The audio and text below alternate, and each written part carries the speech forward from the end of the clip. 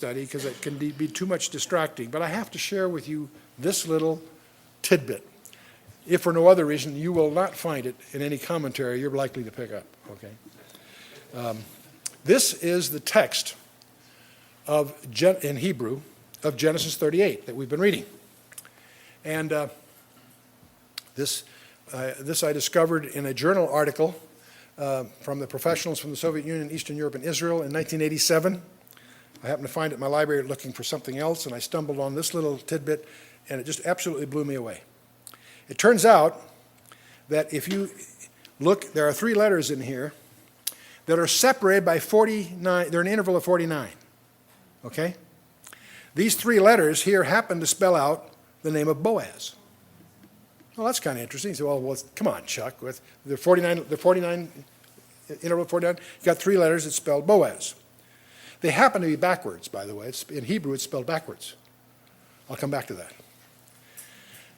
There are also 3 letters. Bear in mind, Hebrew goes from right to left, so this second name comes next. And that's 3 letters that spell the name Ruth. Now, that's kind of, when you say, well, this is Genesis 38. We're not even in the book of Judges or the book of Ruth with Boaz and Ruth and all of that. We'll get to there a little bit later. I want to review some things here. But that's kind of curious. Let's go further in the chapter. There are 3 letters, again, for always 49-letter intervals that happen to spell their child, Obed. 49-letter intervals, you got the second name, or third name.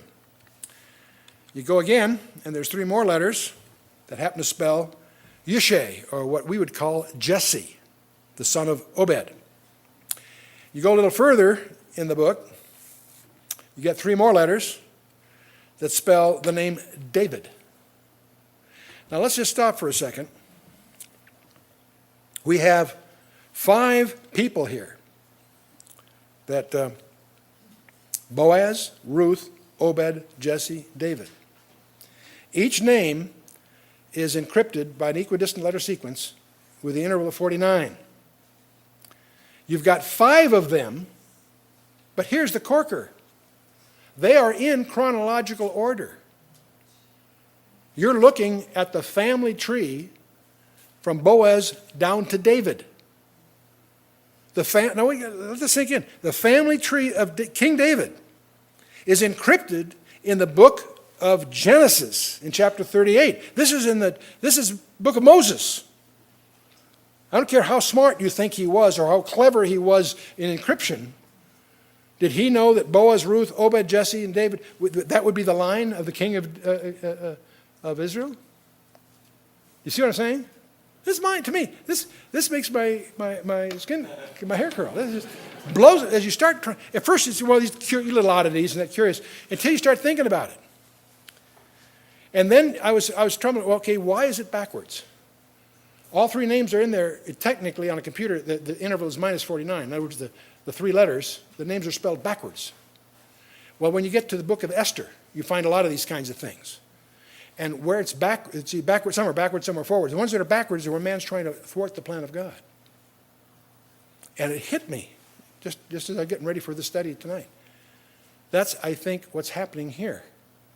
God is not only declaring the relevance of all of these, and I'll show you some relevance that we have to come, but not only did he has them encrypted here in advance, I don't think you could have gone through there and predicted the genealogy. God does not want you to use these things for divination. That's where all these characters that write these screwy books are way off base. What they're here for is to glorify God in retrospect. We look back here and say, wow, God. You follow me? He gets the glory. But he's also got it backwards here because each one of these things, this whole family tree thing, was what the house of Jacob was trying to thwart. Interesting. All 49-letter intervals, all in chronological order. You want to do the math on that, you're out in Neverland. You're out in Neverland.